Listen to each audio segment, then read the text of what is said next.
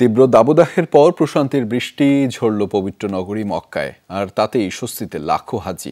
কয়েকদিনের তীব্র গরমের পর সোমবার মুষলধারে বৃষ্টি হয় মক্কায়। এতে তাপমাত্রা অনেকটাই কমে আসে।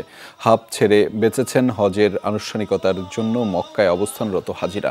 বৃষ্টির মধ্যেই মসজিদুল হারামে মহান আল্লাহর দরবারে শুকরিয়া আদায় করতে দেখা গেছে অনেককেই। সৌদি গণমাধ্যম জানিয়েছে, বৃষ্টি হয়েছে মিনা, মুজদালিফা, আরাফাতের ময়দান সহ সৌদির বিস্তীর্ণ এলাকায়।